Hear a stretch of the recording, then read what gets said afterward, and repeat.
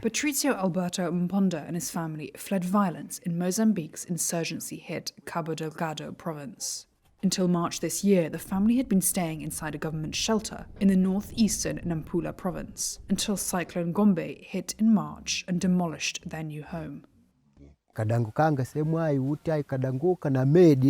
This entire wall is destroyed and rainwater ended up getting inside the shelter. And as strong winds accompanied the rain, it simply tore off the roof and everything else was destroyed.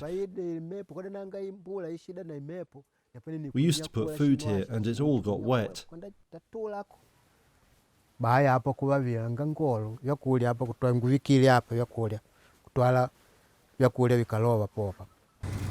He's now taking matters into his own hands, building a new home that should be able to withstand the southern African country's increasingly extreme weather events.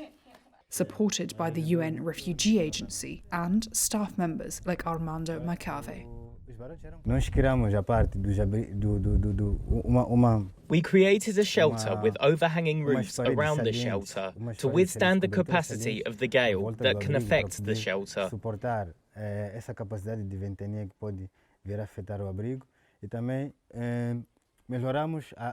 We also improved the shelter's structure within the structure that makes the walls strong enough to withstand very strong winds and rain. Forte para poder suportar os ventos e chuvas muito fortes. The family are not alone in their experience.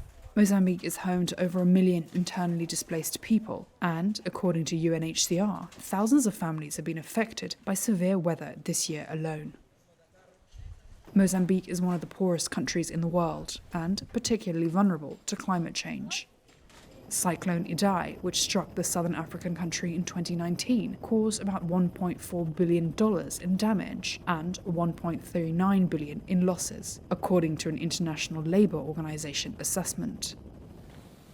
Speaking at the COP27 climate summit, Madagascar's President Andry Rajoelina issued a grave warning. Thank you, Your Excellency. Aujourd'hui, la situation se dégrade considérablement. Today, the situation is deteriorating severely. We're seeing desertification, periods of strong aridity, which are causing serious situations of famine.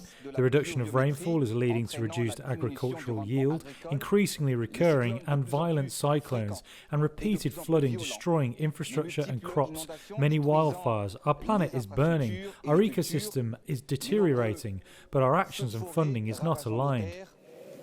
En résumé, notre planète brûle, nos écosystèmes se dégradent, mais nos actions et les financements ne suivent pas.